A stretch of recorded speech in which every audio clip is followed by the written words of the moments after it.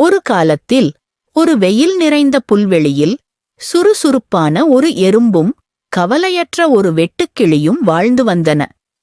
எறும்பு தனது நாட்களை கடினமாக உழைத்து சிறிய ரொட்டித் துண்டுகளையும் விதைகளையும் சேகரித்து தனது வசதியான நிலத்தடி வீட்டில் கவனமாகச் சேமித்து வைத்தது.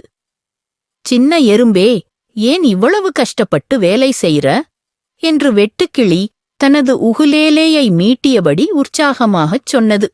வா, என்னோட டான்ஸ் ஆடு, என்னோட பாடு. வெட்டுக்கிளி தனது கோடைக்கால நாட்களை துள்ளி குதித்தும் சிரித்தும் எப்போதும் விளையாடியபடியும் கழித்தது.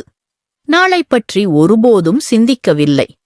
எறும்பு அந்த வேடிக்கையால் ஆசைப்பட்டாலும் தலையை ஆட்டியது. பனிக்காலம் வருது என்று அது சொல்லும். நாம் தயாராக வேண்டும்.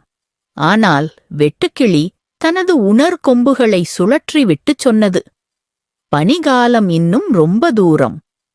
நாட்கள் குறுகி காற்று குளிர்ந்ததும் இருண்ட மேகங்கள் கூடின. விரைவில் ஒரு கடுமையான புயல் வந்து புல்வெளியை குளிர்ந்த மழையாலும் பனிக்காற்றாலும் மூடியது. வெட்டுக்கிளி நடுங்கிப் பசியுடன் போக இடமில்லாமல் சாப்பிட எதுவும் இல்லாமல் தவித்தது.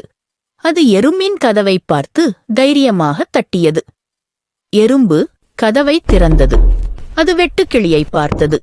அது பலவீனமாகவும் பரிதாபமாகவும் இருந்தது. தயவு செய்து எறும்பே என்று நடுங்கியபடி வெட்டுக்கிளி சொன்னது, என்னிடம் உணவு இல்லை, தங்குமிடம் இல்லை. தயாள குணமுள்ள எறும்பு தனது முந்தைய எச்சரிக்கைகளையும் பொருட்படுத்தாமல் வெட்டுக்கிளியை உள்ளே அழைத்து வந்தது.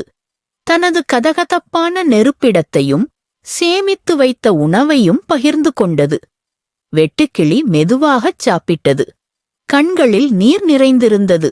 அது ஒரு மதிப்புமிக்க பாடத்தை கற்றுக்கொண்டது. கடின உழைப்பும் திட்டமிடலும் உண்மையாகவே பலன் தரும்.